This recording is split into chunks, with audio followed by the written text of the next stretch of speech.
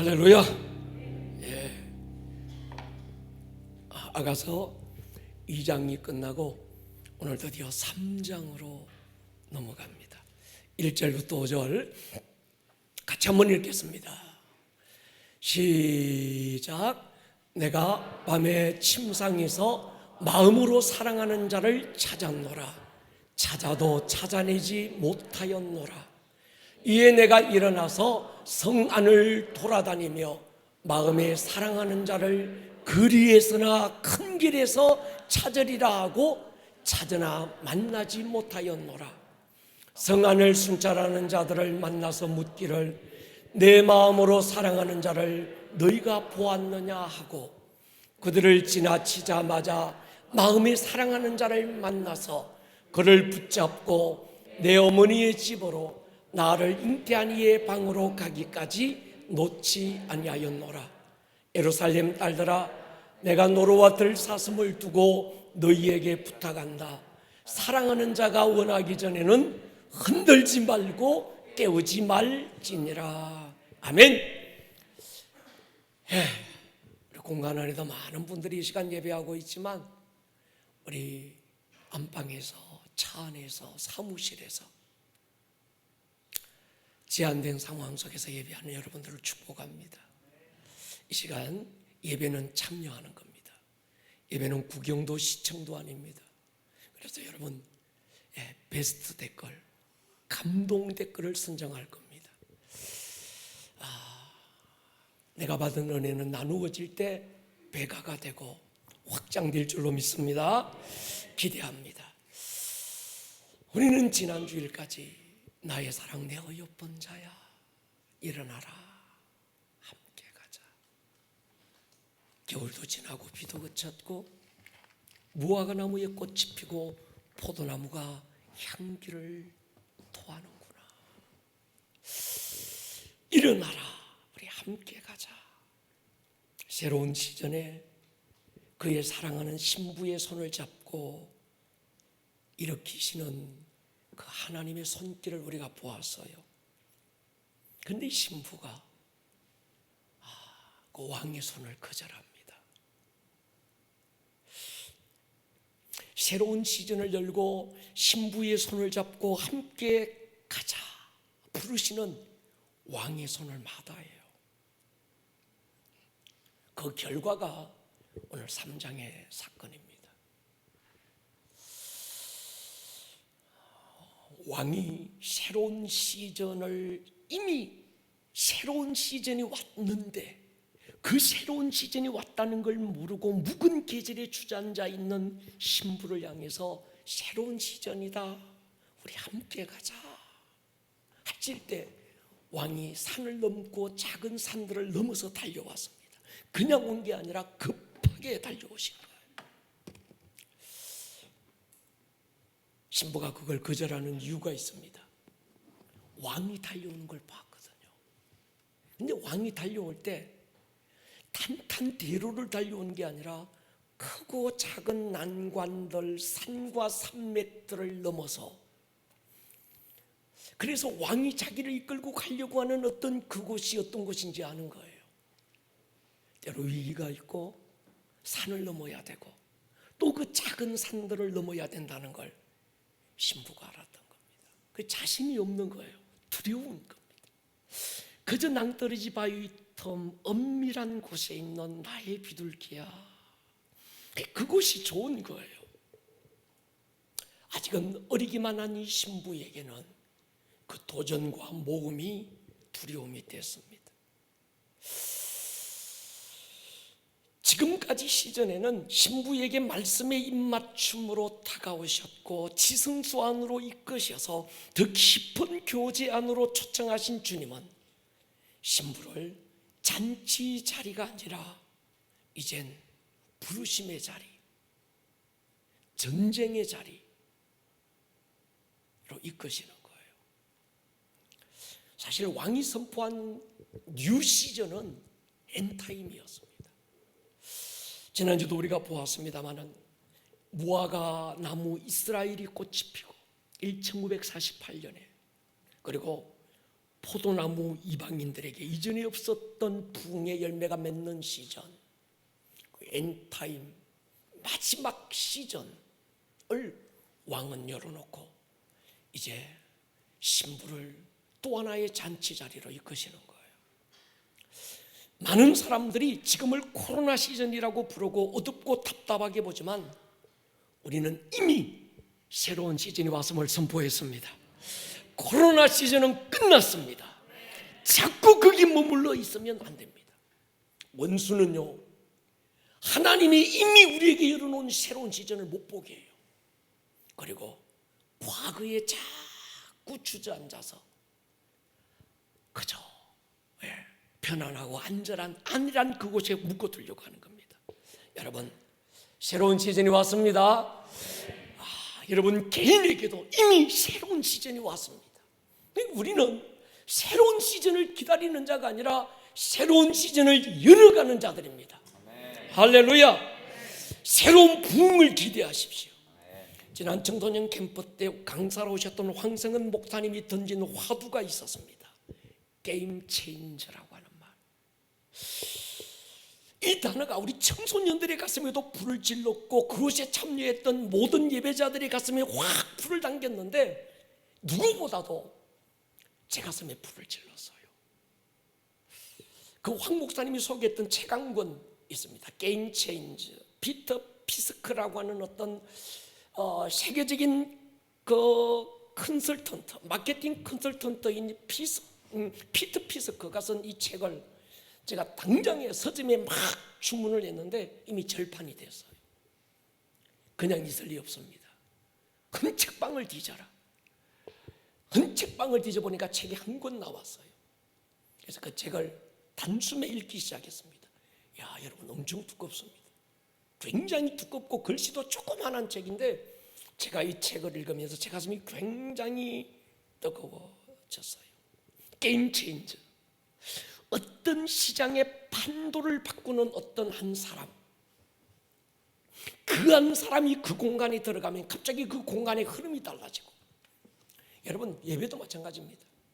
예배 안에 제가 예배를 쭉 보면 어느 한 찬양이 그냥 별로 그랬던데 어느 찬양 하나가 갑자기 우리 공간의 영적 기류를 바꾸는 찬양이 있습니다. 어떤 한 분의 믿음의 선포가 갑자기 이 철야 기도의 모든 이 흘러가는 흐름의 물꼬를 바꾸는 그 한 사람, 시대 공기를 바꾸는 사람, 다른 말로는 길을 만드는 사람, 웨이메이커들, 게임 체인저들. 이걸 다른 말로 어떻게 표현할까 생각하다가 선십을 아는 사람. 아멘입니까? 게임 체인저가 다른 말로는 뭔가 선십과 킹십을 회복한 사람, 하나님의 아들됨을 회복한 사람. 할렐루야. 하나님의 형상, 깨어지고 잃어버렸던 하나님의 형상이 자기 안에서 다시 회복된 사람, 게임 체인저들. 모세가 팔을 드는 순간에 전쟁의 판도가 바뀌잖아요. 에스더가 죽으면 죽으리라 왕께 나아가는 순간에 민족의 운명이 바뀌기 시작합니다. 어린 소년 다윗이 물맷돌 몇 개 주워들고 뛰어나가는 그 순간에 전쟁의 양상이 달라지는 사람, 게임 체인저들, 새로운 시즌의 선두주자들. 요즘 에베소서에서 우리가 누굽니까? 하나님의 아들들. 하나님의 아들들이 뭐하는 사람입니까? 킹십을 회복한 사람. 오늘 여러분들의 가문의 판도를 바꾸는 게임 체인저가 될 수 있기를 축복합니다. 할렐루야. 오늘 저와 여러분들이, 우리 교회가 인천이라는 이 도시에 영적 공기를 바꾸는 게임 체인저가 될 것을 선포합니다. 새로운 시즌, 하나님은 언제나 한 사람의 게임 체인저들을 통해서 새롭게 여시는 거예요. 여러분, 새로운 시즌은 새로운 계시가 열리면서 시작된다고 말씀드렸던 적이 있습니다. 그리스도의 신부의 계절 안에서 이젠 그리스도의 군사의 계절로 바뀌는 거예요. 구원받은 게 너무 좋았어.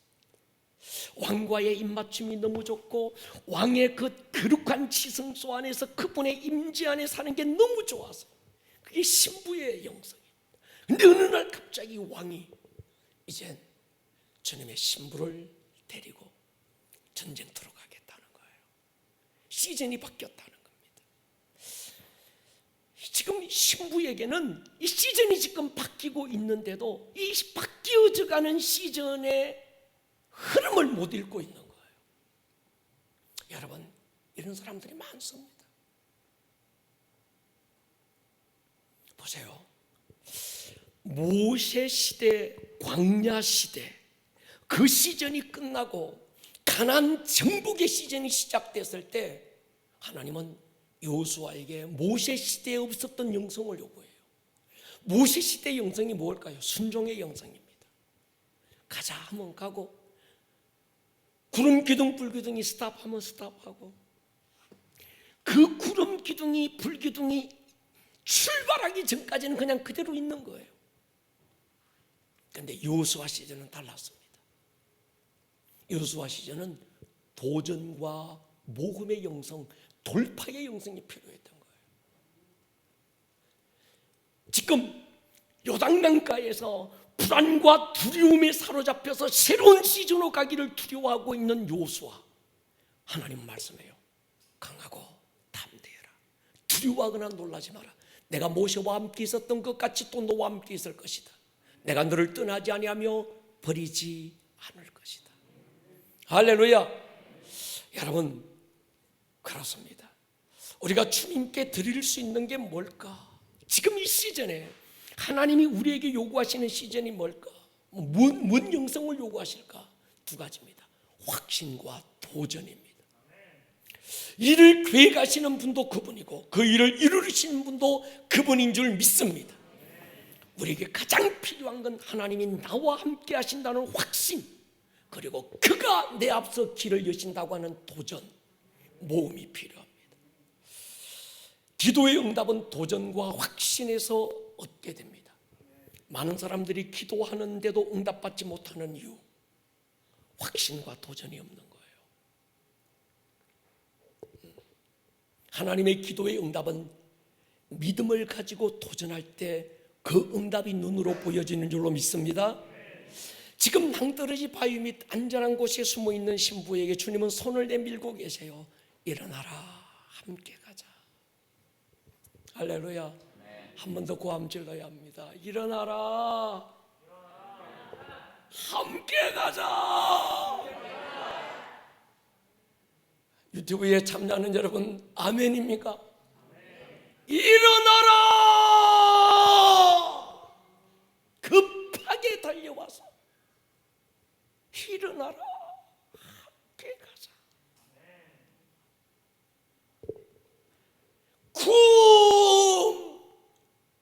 일어나라. 근데도 안 일어나. 제가 처음 신학의 길을 부름받았을 때 누가 갈래? 아무도 안 가. 다시 한번 누가 갈래? 아무도 없어. 저분 한 번 더 저분 성질 건드렸다가 큰일 날 것 같아서 제가 손다. 내가 한성질 하는 것처럼 보였어. 여러분,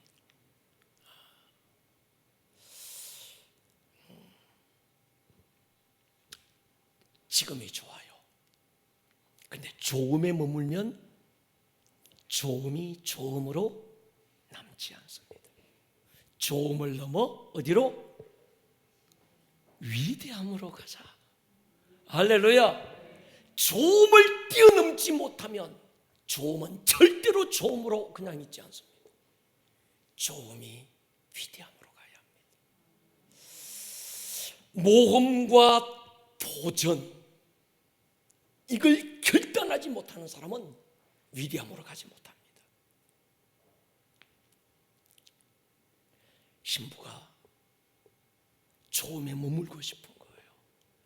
이대로가 좋은 겁니다. 여기가 좋은 겁니다. 나는 부르심이니 이 도시가 어떻고 저떻고 목사님 아무리 고함 질러도 나는 그냥 나 하나 구원받은 게 좋고 이대로 편한 게 좋고 나한테 더 이상 부담도 주지 말고 모험도 하게 하지 말고 그냥 여기가 좋아요 이러면 안 되는 거예요. 그건 좋음으로 안 남아 있습니다. 그리 멀지 않는 시간에 좋음이 안 좋음으로 가게 돼 있어요. 왕이 그걸 알아요. 일어나라, 함께 가자.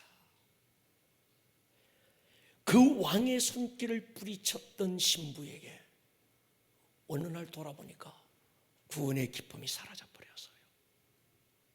그렇게 왕과의 입맞춤에서 왕의 입에서 나오는 그 말씀 한마디가 너무 행복했고, 왕이 나를 이끌어 그 왕의 침소로 들어가서 왕의 지성소 안에서 그 함께 머무는 그것이 너무 좋았는데, 왕의 손길을 거절하는 순간에 돌아서서 보니까 왕의 임재가 떠나버렸어요. 찬양을 해도 기쁨이 없습니다. 기도해도 감동이 없습니다. 어디에서도 주님을 찾을 방법이 없는 거예요. 그때 오는 이 신부의 답답함, 신부의 마음에 막 건조해지는 것, 이게 지금 신부를 너무 힘들게 하고 있는 겁니다. 전에는 손 내밀면 느껴졌던 왕이 이제 그 어디서도 왕의 발자국 소리가 들리지 않는 거예요. 지금 이 신부의 영적 상태가 그런 거예요. 베드로의 고백처럼 여기가 좋습니다. 임재 안에 머무는 것이 가장 좋음인 줄 알았는데, 그래서 그 좋음에 머물고 싶었는데 주님은 베드로에게 좋음의 자리에서 산 아래 부르심의 자리로 이끌고 가시는 거예요. 여러분, 중요한 건요, 주님이 가자면 가고, 할렐루야, 죽으면 죽으리이다. 여러분, 출생의 기쁨도 크지만 자람, 성숙해져가는 기쁨은 더 큽니다. 구원의 감격이 크지만 사명의 자리에서 땀 흘리고 눈물 흘리는 기쁨은 훨씬 더 큽니다. 사람들이 이걸 몰라요. 왜요? 순종에 요구되는 위기가 있거든요. 순종의 길로 가려고 할 때 넘어야 되는 크고 작은 산들이 있는 거예요. 그 대가를 지불하기가 힘든 거예요. 그래서 그냥 여기가 좋은 거예요. 교회에서는 부르심의 시즌입니다. 우리는 구원을 넘어, 우리의 구원은 천당 가는 게 아니고, 우리의 구원은 교회 댕기는 수준이 아니고, 적어도 아름다운 꿈의 교회의 구원은 하나님의 영광에서 영광으로 가는 겁니다. 고함을 질러도 어떤 성도님들은 난 그저 또 우리 목사님 부담스럽게 만드네, 그저 구원받으면 이게 좋은데 그저 교회 좀 댕겨주면 너무나 이렇게 되는 거예요. 일어날지어다 순종의 기쁨을 맛볼 수 있기를 축복합니다. 쉽게 할 수 없는 더 큰 순종에 도전하십시오. 독자를 모리아산 번제단에 올려드린 아브라함의 순종은 처음 아들을 주셨을 때 기쁨보다 훨씬 더 강력했을 거예요. 이건 생각해 보십시오. 100세 때 하나님이 아들을 주셔서 75살 25년간 아기다리 고기다리 기다리고 기다리던 그 간절한 마음의 소원을 하나님께서 드디어 100세 때 응답으로 주셨을 때 기쁨이 얼마나 컸겠어요. 그런데 그 기쁨보다 훨씬 더 큰 기쁨은 모리아산 번제단에 내 자식 올려놓고 그때 하나님이 다가오셨을 때 그 기쁨은 100세 때 얻은 아들 얻은 그 기쁨과 비교가 되겠냐는 거예요. 이 기쁨을 경험할 수 있기를 주의 이름으로 축원합니다. 죽으면 죽으리라 순종의 자리로 나아갔던 에스더의 기쁨은 처음 왕위의 자리에 앉았을 때 기쁨과 비교가 되겠습니까? 무명의 여인, 이름 없던 여인, 그저 나라 잃고 부모 잃고 이방에 포로로 끌려왔던 한 여인이 어느 날 갑자기 대제국의 왕후의 자리에 앉았어. 야, 꿈인가 생신가 막 볼도 꼬집어 보고 주님의 은혜가 크고 감사하고 그 기쁨이 컸는데, 그것보다 훨씬 더 큰 기쁨, 조음을 넘어 위대함으로 갔을 때 찾아왔던 그 기쁨. 죽으면 죽으리이다. 왕 앞에 나아갔을 때 왕이 줄을 내밀잖아요. 그 기쁨과 비교가 되겠냐는 거예요. 이 기쁨을 맛볼 수 있기를 주의 이름으로 축원합니다. 순종할 상황이 안 되고 할 수 없는 그때도 순종을 결단하십시오. 할 수 있는 힘이 내게 있지 않습니다. 하나님께 있습니다. 이 기쁨을 맛보았을 때부터 새로운 시즌이 열리는 거예요. 이 도전과 모험에 대한 결단으로 나아가기 전에는 절대로 새로운 시즌의 선두주자가 될 수 없습니다.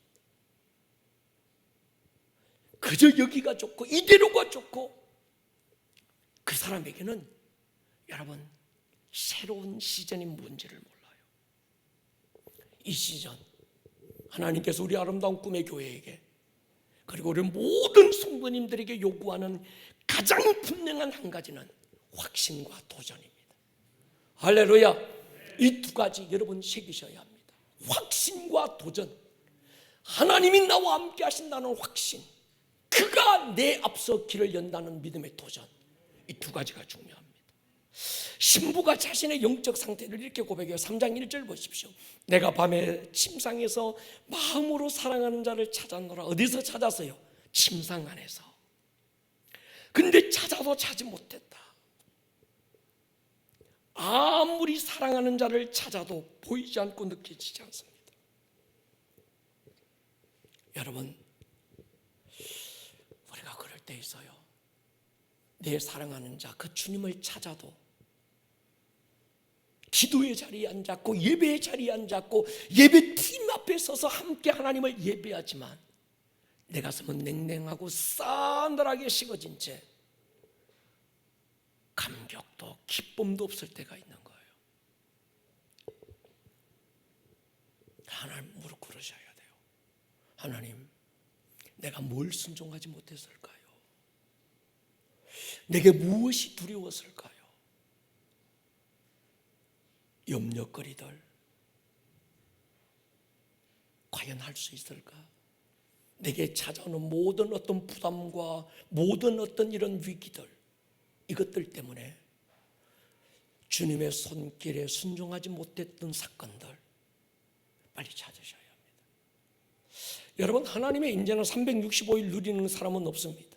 영원한 임재는 천국 가면 누리지만 이 땅에서는 그 임재를 365일 지속할 환경이 없습니다. 어느 순간은 그 임재가 느껴지지 않을 때가 있는 거예요. 어느 순간은 그 기쁨과 감격이 사라지고 마치 그 마취 주사를 맞은 것처럼 느낌도 감각도 없는 그런 순간들이 있습니다. 말씀을 읽어도 들어도 기도의 집에서 자리에 앉았지만 숨이 막히는 그런 순간, 여러분이 빨리 결정하셔야 돼요. 내가 성령님의 초청을 뭘 거절했을까요? 성령님이 내 안에 주신 어떤 부담감, 내가 그것을 거절한 게 뭐가 있을까요? 그럼 성령님께서 알게 하세요. 이 부분이야. 생각나게 하시는 거예요. 그러면요, 적시로 결단하셔야 돼요. 동의하십니까? 예수를 아는 것이 영생이고 구원이라면 구원 얻은 성도들이 가장 분명하게 알아야 될 지식, 성령님에 관한 겁니다. 대개의 경우 성령님을 잘 모릅니다. 여러분, 성령님은 여성 같은 분이에요. 예수님은 십자가 지기 위해서 오셨고 죽기 위해서 오셨고 고난받기 위해서 사람의 모습으로 오셨습니다. 근데 성령님은 고난받기 위해서 오신 분도 아니고 죽기 위해서 오신 분도 아니고 그분은 환영받기 위해서 오신 분. 그래서 우리가 예수님을 대하는 자세와 성령님을 대하는 자세가 달라야 돼요. 예수님도 그렇게 말합니다. 마태복음 12장 보십시오. 그러므로 내가 너에게 이르노니 사람에 대한 모든 죄와 모독은 사심을 얻되 성령을 모독하는 것은 사심을 얻지 못하겠고 누구든지 말로 인자를 거역하면 사심을 얻되 말로 성령을 거역하면 이 세상과 오는 세상에서도 사함을 얻지 못하리라. 예수님을 거절한 것과 성령님을 거절한 건 다릅니다. 성령님은 우리의 작은 불순종에도 거절감을 느끼시는 분, 우리의 말 한마디에도 그분은 제한을 받으시는 분. 그러니까 성령님과 인격적으로 깊은 교제를 나누는 사람은 영적 예민함이 있어야 됩니다. 그분을 환영하고. 그래서 제가 우리 예배팀에게 예배 첫 문을 열 때 그저 예배 인도자가, 예배 리더가 기도하고 시작하려고 하지 마라. 오늘 우리 이런 뭐나 백진원 집사님이 했던 것처럼 믿음으로 선포하고 우리가 예배를 시작하자. 굉장히 강력해지잖아요. 할렐루야. 어떤 그분을 초청하고 그분의 자리가 되고 그분이 마음껏 이 공간 안을 다스릴 수 있는 권리를 그분에게 인정해 드리는 그런 예배 말이죠. 제가 전에 치과에서 마취 주사를 맞았어요. 여러분 이거 신경 치료한다고 마취 주사 맞아 보셨죠? 이 마취 주사 한번 맞고 나니까 이게 감각이 없더만요. 입에 물을 넣는데 물이 새. 내가 봐도 내가 바보 같아. 혀를 깨무는데도 내가 지금 혀를 깨무는 줄 몰라. 이게 혀와 이 치아가 이게 지금 이게 감각이 없어 놓으니까 따로 놀아. 그러니까 제가 거울 보고 있는데 제가 꼭 바보 같은 거예요. 여러분, 불순종이 무서운 건요, 불순종 자체가 아니라 결과예요. 불순종의 결과가 그분의 임재를 마비시켜요. 꼭 마취 주사 맞은 것과 같은 겁니다. 사랑하는 여러분, 우리는 성령님을 환영합니다. 할렐루야. 그분이 왕이 되시고 그분이 그분의 뜻을 마음껏 이룰 수 있도록, 그분이 프리하게 이 공간을 지배할 수 있도록, 내 말 한마디도, 내 감정 하나도, 내 의지 하나도 나는 당신을 제한할 권리가 없음을 나는 인정합니다. 이게 예배의 첫 문을 열어야 되는 거예요. 왜 많은 사람들이 순종하지 못할까? 두려움인 거예요. 걱정, 염려, 이 두려움. 새로운 시즌에는 반드시 두려움의 영이 찾아옵니다. 이 두려움의 문제를 해결하지 못하면 신부처럼 그저 그냥 여기 있는 거예요. 그냥 조음에 머물러 있고 싶은 거예요. 여기서 뭐 또 다른 도전과 응전, 모험 이런 건 하는 게 아니라 그저 지금이 코로나 시즌인데 뭐 해요? 지금이 코로나 시즌, 이 어려운 때 또다시 뭘 또 합니까? 이렇게 되는 거예요. 여러분, 코로나 시즌이니까 하는 겁니다. 할렐루야. 어려운 상황이니까 하는 거예요. 하나님은 그런 하나님이라는 거예요. 도전하기를 멈추지 말아야 합니다. 두려움 때문에 아무것도 하지 않으면 결국 어두운 밤을 맞아요. 3장 1절에서 이 신부가 밤마다 왕을 찾았는데 어디에 가도 왕의 향기가 없고 그림자조차 찾을 수 없다고 지금 고백합니다. 그런데 이 밤은 사실 왕이 허락한 밤입니다. 왕이 빛 대신 그 왕의 자취를 신부에게 감추어버린 거예요. 그러니까 왕의 임재가 없는 그 시간은 신부에게는 어둠의 시간, 밤인 거죠.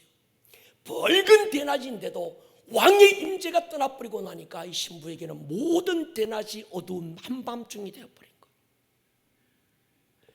이 밤은 신부에게 왕에 대한 갈증을 일으키고 있는 겁니다. 지금 왕이 안전한 임재 안에서 새로운 시즌의 부르심으로 달려오지 못하고 바위틈 낭떠러지 은밀한 곳에 웅크리고 있는 신부의 연약함을 아세요. 그래서 이 왕은 신부를 성숙시켜야 되겠다. 성숙시키는 방법은 한 가지밖에 없습니다. 왕에 대한 갈망을 주는 거예요. 여러분, 우리 안에 왕에 대한 갈망이 일어날 때가 있습니다. 동의하십니까? 그때는요, 하나님 나를 성장시키는 거예요. 더 하나님을 찾게 만들고, 더 그분을 목마르게 만들고, 더 하나님의 은혜에 대한 그 갈증을 우리 안에 주시는 거예요. 인생의 모든 밤 하나님의 손 안에 있고 허락 안에 있습니다. 여러분, 밤을 두려워하지 마세요. 밤은 우리를 무너뜨리는 것이 아니고 밤은 우리를 성숙시키고 하나님에 대한 갈망을 증폭시키는 도구인 줄 믿습니다. 하나님의 임재가 느껴져. 가다 보면 또 뭐 되겠지 이러면 안 됩니다. 그 시간 자기 영혼의 갈증을 들고 하나님 앞에 무릎 꿇어야 됩니다. 욥기 35장 10절 보십시오. 같이 읽겠습니다. 시작. 나를 지으신 하나님은 어디 계시냐 하고 밤에 노래를 주시는 자가 어디 계시냐고 말하는 자가 없구나. 아멘. 고마워요. 읽어줘서. 여러분,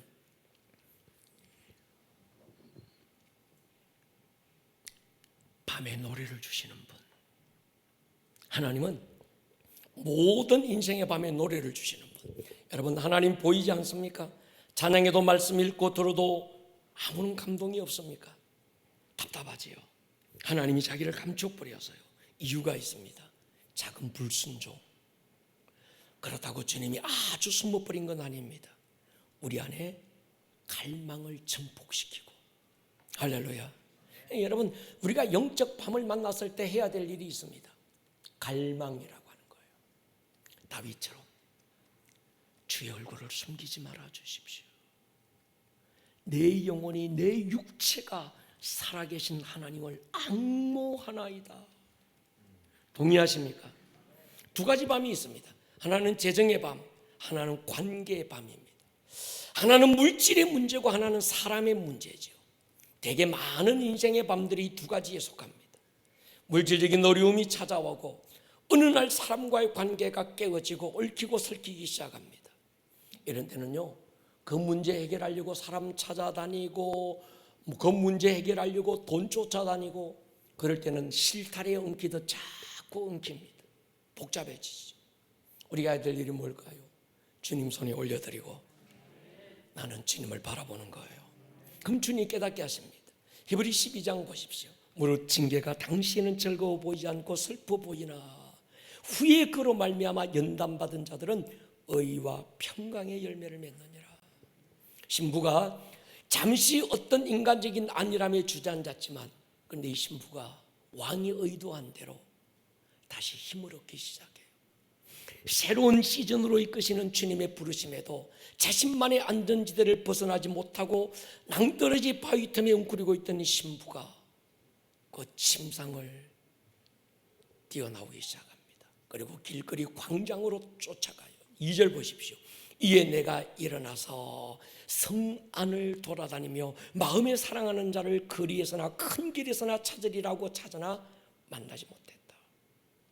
그 침상에 있던 이 신부가 더 이상 왕의 임재가 느껴지지 않으니까 이젠 사거리로 뛰어나왔습니다. 성 안 큰 광장을 헤매고 있습니다. 여러분, 우리가 임재를 사모해야 합니다. 동의하십니까? 임재가 없는 찬양, 임재가 없는 예배를 거절해야 합니다. 그런데 임재가 우리를 부르심의 자리로 이끌지 못하면 안 됩니다. 일명 임재병에 걸려 있어도 안 돼요. 임재 중독에 걸리면 안 됩니다. 일명 마리아 중독에 걸린 사람들이 많습니다. 주님의 발치에 앉은 게 너무 좋은 거예요. 그래서 주님 발 아래 앉은 여인, 그 신부의 모습이 참 좋지요. 근데 이게 중독이 돼서 주구장창 그 자리에만 앉아 있으면 안 됩니다. 베드로가 여기가 좋습니다. 이 은혜 중독에 빠진 거예요. 건강하지 못한 거죠. 우리가요, 마리아 중독에 빠진 것도 위험하고 마르다 중독에 빠진 것도 위험합니다. 그러니까 건강하다는 말은 균형이죠. 균형. 동의하십니까? 그러니까 여러분, 어떤 사람은 마르다의 자리에 앉은 것이 너무 행복해. 나는 뭐 교회 안에서 뭐 하나님의 임재 뭐 그거는 잘 모르겠고 나는 그저 이 한 몸 녹슬어 없어지기보다 달아서 없어지겠습니다. 막 열심히 일하고 이것도 굉장히 위험해요. 또 나는 일하는 건 모르겠습니다. 나는 그저 예배 자리에 앉아 여기 있는 것이 좋습니다. 남들이야 뭐 일하든 말든 나는 그저 여기 있겠습니다. 이 마리아 중독도 굉장히 위험합니다. 동의하십니까? 여러분, 이 땅에서의 임재는 부르심과 연결돼야 돼요. 할렐루야. 천국에서 그분의 영광 안에 머물렀을 때는 부르심이라는 게 필요 없습니다. 그런데 이 땅에서 우리가 하나님 앞에 예배할 때 그 큰 하나님의 임재 가운데서 우리가 찬양할 때 두 손 들기도 하고 주께서 내 머리끝부터 발끝까지 감동하시고 주님의 감동으로 나를 확 사로잡아서 정말 주님의 임재 안에서 예배하고 찬양하는 게 너무 좋은데 맨날 이러고만 있으면 안 되잖아요. 이제 우리는 받은 임재의 힘으로 부르심의 길로 가야 합니다. 때로 부르심으로 가는 그 길이 험난하고 때로는 우리의 희생과 헌신을 요구할지라도 우리는 그 길로 가야 돼요. 할렐루야. 길거리와 광장, 사명의 자리, 부르심의 자리. 구원은 십자가에서 완성되지만 성장은 공동체 안에서 부르심을 통해 나아갈 때 이루어지는 거예요. 여러분, 부르심의 자리에서 구원의 기쁨은 배가가 된다. 동의하십니까? 부르심의 자리에 있을 때 임재의 기쁨은 배가가 됩니다. 그런데 그 부르심의 자리로 나아가지 못하고 임재의 자리에만 머물러 있으면 하나님의 임재는 사라진다는 거예요. 절대로 골방 안에서 성장은 안 됩니다. 여러분, 예배의 자리에서 성장하는 게 아닙니다. 이해가 되기를 축복합니다. 부르심의 길로 갈 때 성장합니다. 제자훈련은 마주 앉은 테이블에서 완성되는 게 아니고요, 성경 공부로 성경적인 지식을 쌓는 데서 이루어지는 게 아니라 살아낼 때 경험되는 줄 믿습니다. 그러니까 여러분, 아가서 3장 3절 보십시오. 성안을 순찰하는 자를 만나서 묻기를. 이젠 지 혼자 아무리 찾아도 못 찾으니까 누구에게 붙듭니까? 성안을 순찰하는 자에게 묻는 거예요. 내 마음으로 사랑하는 자를 너희가 보았느냐? 내 사랑하는 그분을 만나려면 내가 어떻게 해야 될까? 여기서 성은 교회를 말하고 순찰자는 교회 안에 있는 영적 리더들을 얘기하는 겁니다. 여러분, 술람미 여인은 교회 안에 영적 리더들에게 묻습니다. 내가 어디에 가면 무엇을 하면 내 마음속 깊이 사랑하는 그분을 내가 만날 수 있을까요? 언제 나에게 찾아와셔서 내 사랑하는 내 어여쁜 자야 일어나라 함께 가자. 새로운 시즌이 왔다. 내가 그분의 부르심을 거절하고 여기 있는 것이 좋습니다 하고 웅크리고 있었는데 어느 날 보니까 내게 임재가 사라졌어요. 그래서 침상에서 그가 뛰어나와서 성안과 광장 길거리에 막 헤매다가 내 사랑하는 그분의 임재를 찾으려고 뭐 아무리 몸부림쳐도 보이지 않아. 그래서 교회 안에 목자들을 찾아가서 내 사랑하는 그분의 임재가 내게 느껴지지 않는데 어떻게 하면 좋을까요? 목자님, 전도사님 어떻게 하면 좋을까요? 목사님 어떻게 하면 좋을까요? 내가 어디에 가면 뭘 하면 내 마음으로 사랑하는 그분을 내가 만날 수 있을까요? 물음이 있기를 주의 이름으로 축원합니다. 여러분, 교회 안에서요, 이게 굉장히 중요합니다. 영적 교만은 자신의 경험만 최고라고 생각하고 교회 안에 하나님이 세우신 영적 질서를 무너뜨려요. 난 성경 다 알아. 에이, 난 누구 도움 없이도 난 잘해야. 그것처럼 위험한 게 없습니다. 여러분의 목자를 찾아가서 물으십시오. 할렐루야. 여러분, 목자들의 권위를 반드시 인정하셔야 합니다. 다윗처럼 말이죠. 여러분 안에, 교회 안에 영적 부모가 있어야 돼요. 아름다운 꿈의 교회 안에 내 영적 아비가 있어야 돼요. 아멘 하십시다. 아름다운 꿈의 교회 안에서 나를 복음으로 낳았다, 언제고 달려가면 그 품에 안길 수 있는 영적 의미가 있어야 돼요. 서성 갖고 안 됩니다. 1만 서성보다 한 아비 한 의미가 있어야 돼요. 영적 멘토. 여러분, 그게 없으면 여러분 아름다운 꿈의 교회에 있지만 여러분들은 영적 고아예요. 굉장히 위험한 지경에 있는 겁니다. 그래서 우리 교회 목자들은 여러분들의 영적 아비고 영적 어미인 줄로 믿습니다. 그분들의 권위를 인정하십시오. 그리고 그분들의 권위 아래서 그분들의 인도를 받으십시오. 할렐루야. 우리 교회 안에 영적 고아가 없기를 축복합니다. 나는 나 혼자 문대요. 내가 신앙생활 몇십 년 했어요. 우리 목자보다 성경 공부 더 많이 하고 내가 성경도 더 많이 읽고 내가 더 많이 알아요. 그따위 소리 하지 말고, 할렐루야. 정말 하나님이 세우신 여러분들의 목자, 그분들의 영적 권위 아래서 보호받고 인도받고 그분들 안에서 양육돼야 됩니다. 동의하십니까? 여러분, 공동체 안에 하나님이 세우신 영적 권위의 질서에 순종하셔야 합니다.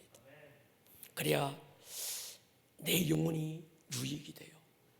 우리 안에는요, 압살롬의 영이라는 게 있어요.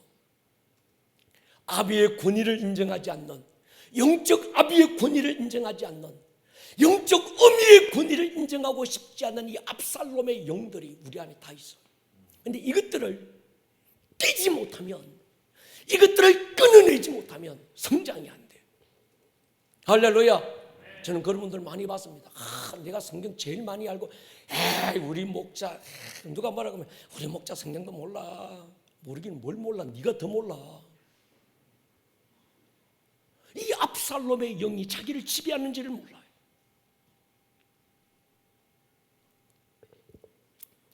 괜히 제가 동분하려고 합니다. 여러분, 어렸을 때 부모나 형제들이나 선생님들이나 교회 안에서 영적 권위자들에게 상처받았던 경험이 있는 사람은 다른 권위자들의 권위 아래 들어가기가 쉽지 않습니다. 그 권위를 인정하기가 쉽지 않아요. 어렸을 때 아버지로부터 상처를 많이 받은 사람, 영적 아비를 인정하기 어렵습니다. 엄마한테 상처가 많다. 영적 어미의 학교 다닐 때 선생님한테, 교회 다니다가 어떤 선생님이나 전사님한테 상처받았다, 어떤 목사님한테 상처받았다, 이런 분들은요, 이 권위의 질서라는 게 참 힘듭니다. 그 사람에게 굉장한 약점이에요. 제가 이 말씀을 드리는 이유는 깨달으라고. 할렐루야. 내게 무엇이 약점인지를 깨달아야 되는 거예요. 여러분, 내 상위 리더에게 그 리더십을 순종하지 않으면 나를 따르는 팔로들에게 권위가 인정받기가 쉽지 않습니다. 여호수아는 철저하게 모세의 수종자로 그 권위 아래서 훈련받고 나중에 차기 리더가 되잖아요. 엘리사는 스승 엘리야를 끝까지 따르고 그 권위 아래서 양육됩니다. 결과 스승의 갑절의 영감을 그가 얻는 거예요. 좋은 영적 리더를 만나는 것보다 더 큰 복이 무엇이 있을까요? 우리 아름다운 꿈의 교회 안에서 여러분들 안에 좋은 영적 리더가 있기를 축복합니다. 이 복을 받을지어다. 종교적인 싹군을 만나면 함께 죽습니다. 우리에게 필요한 건 우리를 잘 가르치는 스승이 아니라 주님의 심장으로 우리를 보듬고 아파해 줄 영적 아비가 필요한 거예요.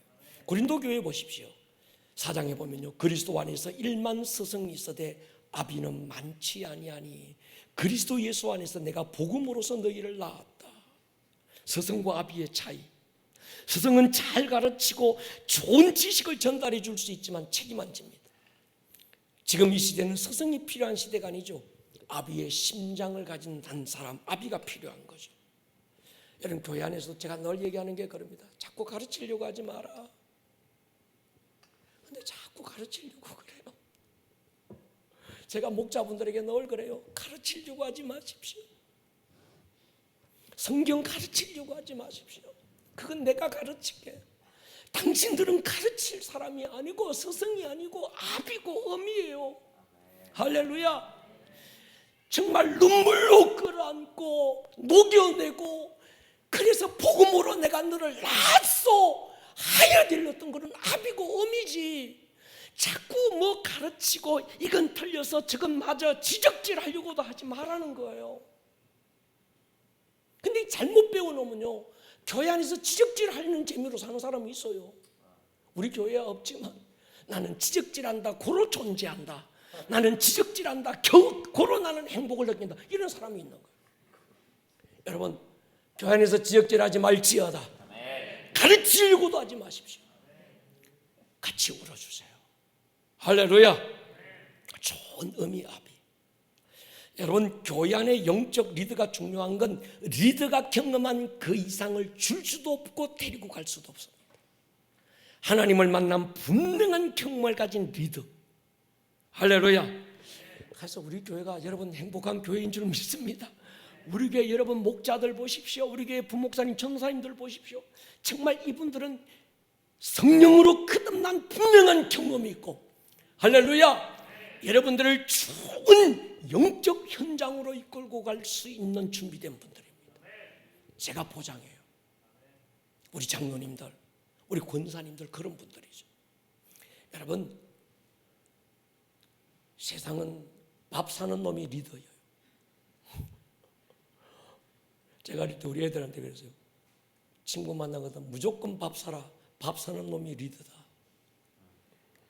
근데 교회는 밥 사는 놈이 리더가 아니고 교회는 하나님을 만난 분명한 경험을 가진 사람이 리더입니다. 할렐루야. 신앙 경륜이 많은 사람이 리더가 아닙니다. 좋은 인격을 가진 사람이 리더가 아닙니다. 하나님을 만난 분명한 경험과 좋은 영적 리더로부터 양육받은 경험이 있는 리더가 좋은 리더예요. 자신이 양육받은 경험을 초월 못합니다. 정죄하고 판단하고 혼내고 지적질하는 율법적인 리더를 만나서 양육받은 사람이 리더가 되면 똑같이 지적질하고 똑같이 판단하고 똑같이 야단치고 그래요. 하나님의 사랑으로 조건 없는 사랑을 베푸는 리더를 만나서 양육받은 사람이 그가 리더가 되면 똑같이 그렇게 양육하는 겁니다.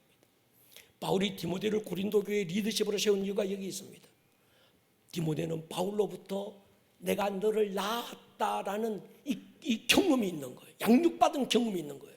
그래서 고린도 교회 안에 기라성 같은 서성들, 바울파, 게바파, 이런 기라성 같은 영적 서성들이 있지만 바울은 그들을 영적 리더로 세운 게 아니라 디모데를 영적 리더로 세운 거예요. 오늘 술람미 여인이 이제 침상에서 뛰어나와서 사거리 광장에 막 다니며 눈이 충혈된 채 신발도 잘 안 신고 어디에 가면 내가 다시 나의 왕을 내가 만날 수 있을까 막 찾는데 찾을 길이 없어. 목자들에게 묻습니다. 혹시나 내 사랑하는 그분을 만났습니까? 내가 어디에 가면 무엇을 하면 다시 내 안에 그분을 다시 회복할 수 있을까요? 그때 리더들이 가르쳐주는 거예요. 이렇게 해라. 그래서 4절에 보십시오. 그들을 지나치자마자 마음에 사랑하는 자를 만나서 그를 붙잡고 어디로 갑니까? 어머니 집. 여기서 어머니 집이 어딜까요? 교회로 가는 거예요. 공동체로 가는 거예요. 하나님을 아버지라 부르는 자는 내 어머니 같은 교회가 있어야 돼. 교회 공동체는 하나님을 아버지라고 부르는 자들의 어머니가 교회예요. 할렐루야. 여러분 보십시오. 내가 마음에 사랑하는 자를 만나서 얼마나 기뻤겠어요. 근데 그를 붙잡고 다시 침상으로 바위 틈 낭떠러지 은밀한 곳으로 가는 게 아니고 어디로 갑니까? 어머니 집, 교회 공동체로 가는 거예요. 나를 잉태한 이의 방, 교회 공동체 안에서 예배의 자리로 다시 돌아오는 거예요. 할렐루야. 여러분 교회로 돌아오시기를 축원합니다. 예배하는 인터넷으로 예배하는 여러분들이요, 여러분들 안에 교회를 잃어버리지 마시기를 축복합니다. 교회를 결국은 교회로 와야 되는 거예요. 5절에 보십시오. 예루살렘 딸들아, 내가 노루와 들사슴을 두고 너에게 부탁한다. 사랑하는 자가 원하기 전에는 흔들지 말고 깨우지 마라. 아가서 3장 1절부터 4절까지 4번이나 반복되는 단어가 마음에 사랑하는 자라는 겁니다. 아직은 미성숙했던 술람미 여인, 주님을 사랑하는 중심은 변치 않습니다. 그리고 신랑은 신부에게 자기를 감추면서 신부 안에 신부를 더 성장시키기 위해서 갈망하는 마음을 일으키고 있습니다. 여러분, 신앙은 이런 겁니다. 주님을 향한 갈망으로 가득한 사람들, 그것이 교회죠. 그래서 우리가 주일날 에베소서에서 아마 이번 주가 영광의 풍성함, 그 다음 주가 힘과 위력과 능력, 믿는 자에게 주셨던 이 세 가지 능력, 힘,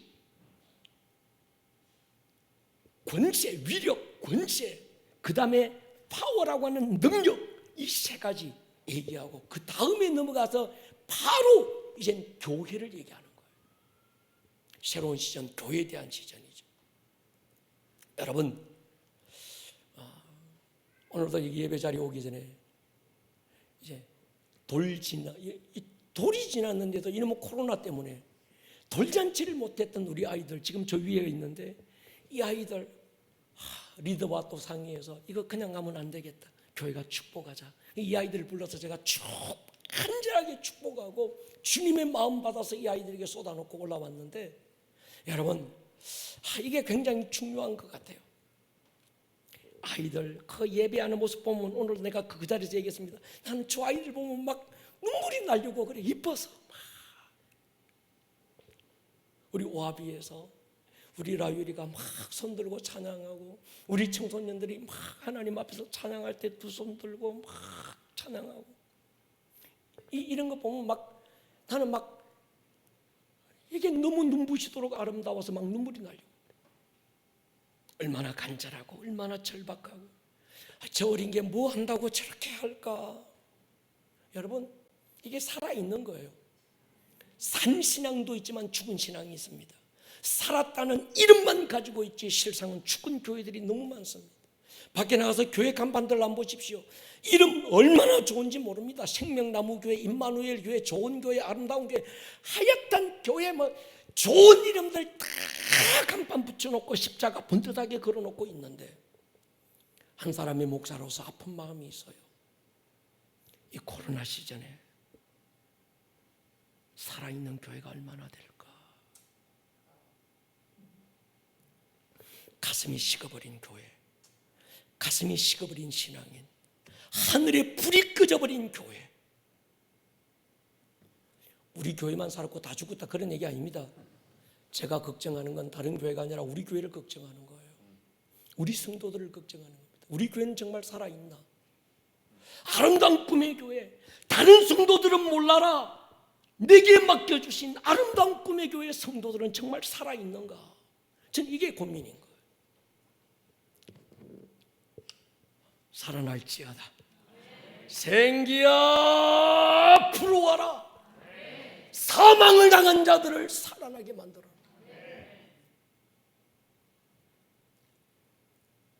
술람미 여인, 낭떠러지 바위 및 은밀한 안전한 곳에 둥지 털고 그 안에서 하나님의 임재를 느끼는 것으로 충분했습니다. 그래서 신랑이 새로운 시절을 선포하면서 산과 작은 산들을 넘어 급하게 달려왔지만 결국은 그 손길을 거부합니다. 그 상태가 가장 좋고 가장 안전할 것이라고 여겼는데, 어느 날 돌아보고 나니까 하나님의 임재가 느껴지지 않습니다. 숨이 막혀 죽을 것만 같아요. 하나님의 임재가 없는 그 순간 죽을 것만 같은 답답함이 그를 막 갈증을 일으킵니다. 그래서 안전한 바위틈 은밀한 둥지를 뛰어나와서 사거리 광장에서 이 사람 저 사람 붙들고 묻습니다. 나의 사랑하는 그분을 보셨습니까? 내가 어디에 가서 누구를 만나면 나의 사랑하는 그분을 내가 다시 만날 수 있을까요? 그러다 보니까 이 신부가 성장하기 시작하는 거예요. 그 마음 안에 담대함이 일어나기 시작하는 겁니다. 저는 지금이 그 시즌인 줄 믿습니다. 사랑하는 성도들이요, 이 코로나 시즌이지만 우리는 힘들고 어렵다고 해서 아무것도 안 하면 아무런 역사도 안 일어납니다. 할렐루야. 이미 코로나 시즌은 끝났습니다. 새로운 시즌이 왔습니다. 우리는 무엇라도 해야 합니다. 일어나야 합니다. 함께 가야 합니다. 부르심으로 가야 합니다. 위기가 있고 어려움이 있지만 위기를 보지 말고 주를 보십시다. 부르심의 길에는 반드시 주님이 함께 계십니다. 풍랑을 만난 제자들에게 물을 밟고 달려오신 주님 배 안으로 들어오지 않잖아요. 죽음 죽어가는 제자들을 바라보고 달려오셨다면 얼른 배 안으로 뛰어들어와서 힘들었지? 괜찮대? 걱정하지 마라. 내가 안 있나? 다 해결해 줄게. 마음 도덕여주고 어깨 도덕여주고 끌어안아주고 얼른 바람아 물결아 잠잠하라 이래야 되는데 주님이 안 들어오셔. 가만히 지금 밖에 보고 계시는 거예요. 제자들은 이게 도대체 뭐지?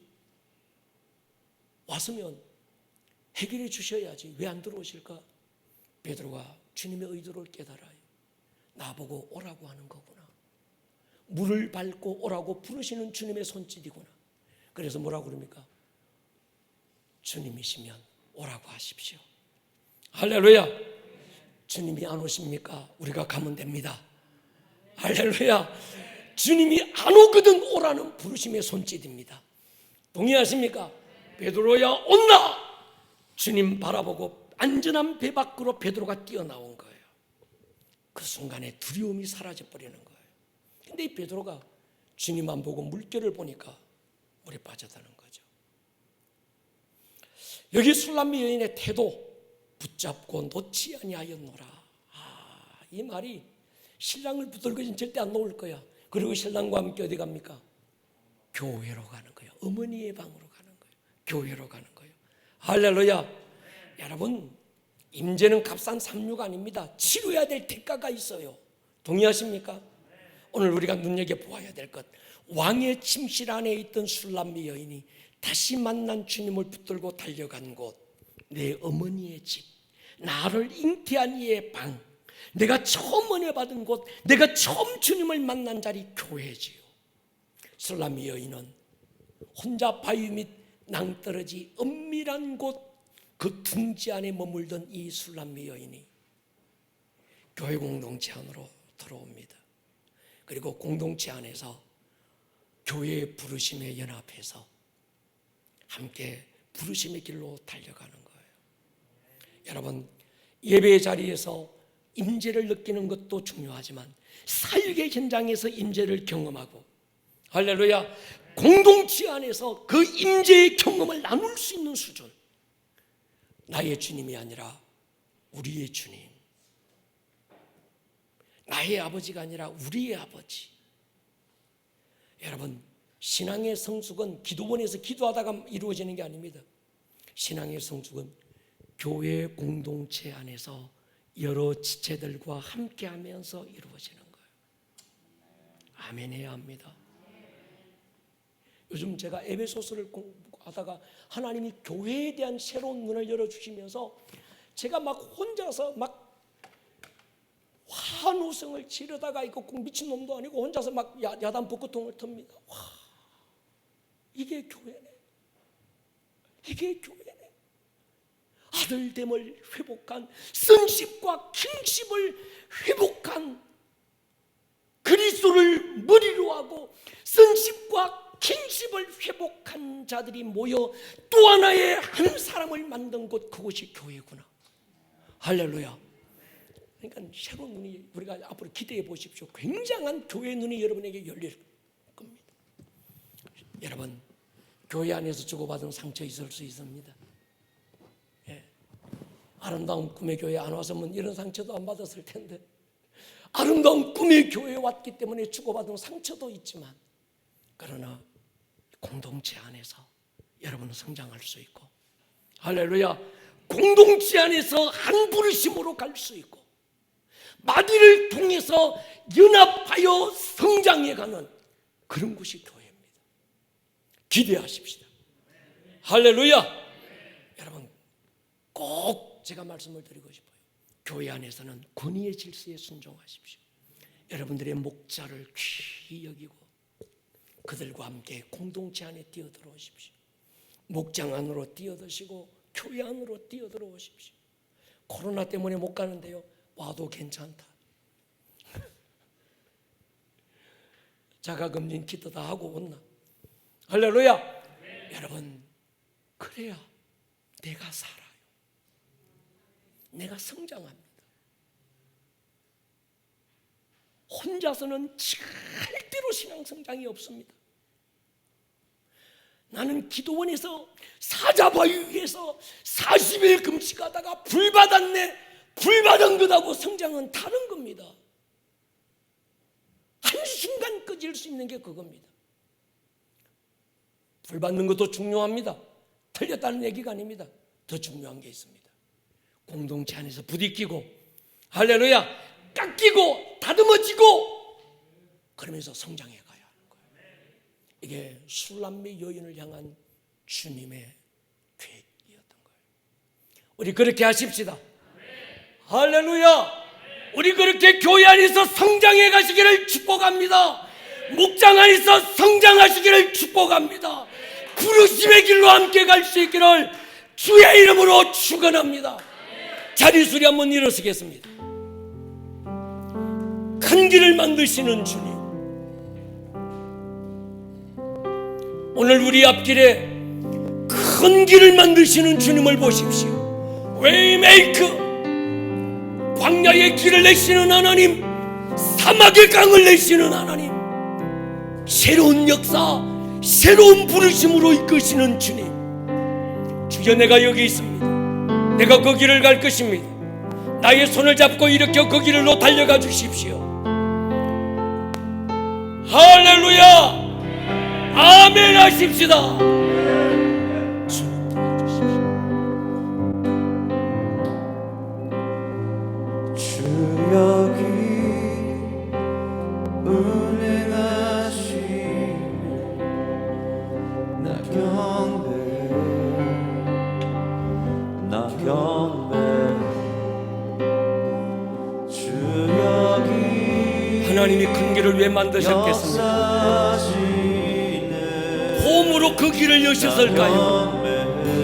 나보고 그 길 가라고 여신 겁니다. 주와 함께 가자고 그 길을 여신 거예요.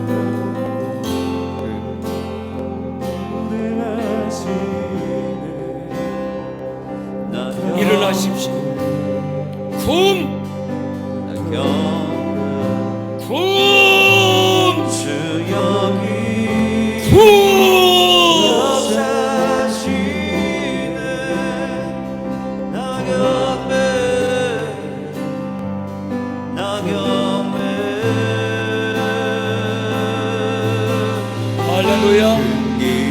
할렐루야.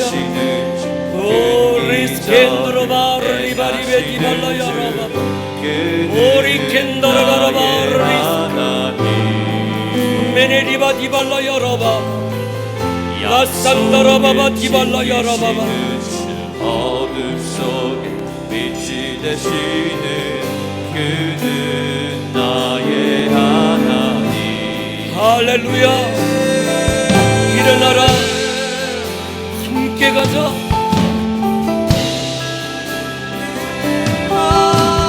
내 어머니의 방으로, 나를 인기한 이의 방으로, 주여 다시 교회로 우리를 이끌어 주십시오.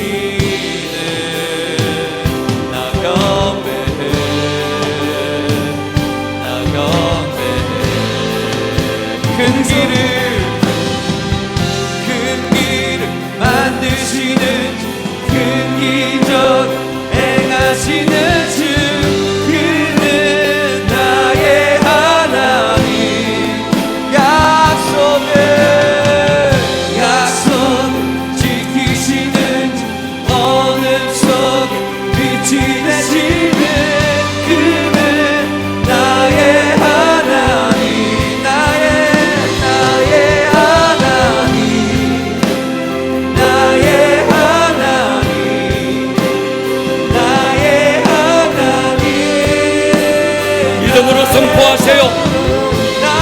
양보할 수 없는 나의 하나님, 결코 그 손을 놓을 수 없는 하나님, 끝까지 주의 손을 붙들고 따라가야 되는 것. 그가 길을 여는 곳마다, 그가 물을 내는 곳마다 주여 내가 따라갈 것입니다. 변화시키네. 나 경배해. 두려워하지 마라. 내가 너와 함께 할 것이다. 내가 네 앞서 길을 열고 내가 네 앞서 선두에서 달려갈 것이다. 모험하라, 도전하라. 나 경배해.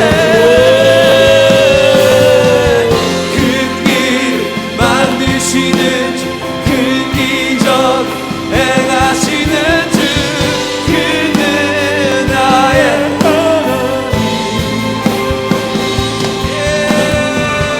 약속 지키시는 주, 어느 손 빛이 되시는 그는 나의 큰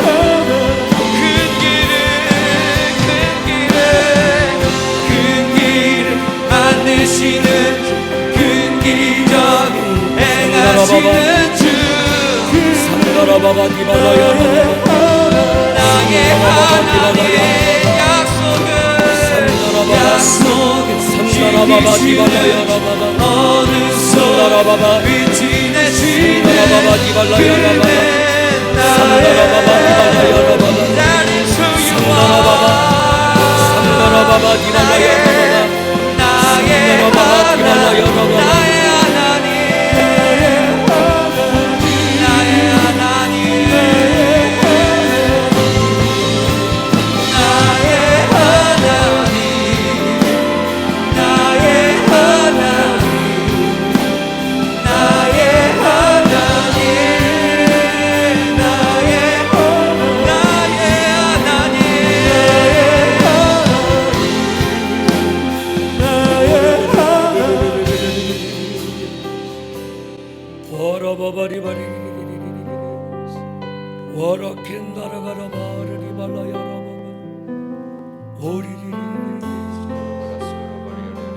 말씀에 반응할 시간입니다.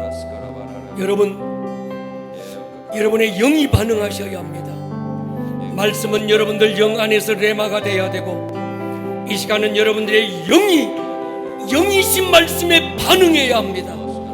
여러분의 영이 반응하게 하십시오. 주여 내가 일어날 것입니다. 주여 내가 달려갈 것입니다. 주의 손을 붙들고 부르심의 길을 향해서 달려갈 것입니다. 주님 나를 붙들어 주십시오. 나를 이끌어 주십시오. 주여 나의 영이 주와 함께 달려갈 것입니다. 이 시간 우리 한번 기도하실 때 여러분 두 주먹 꿇고 넘겨지고 주여 한번 부르고 우리 이 시간 통성으로 기도할 텐데 영으로 기도하십시오. 방언으로 기도하십시오. 기도합니다.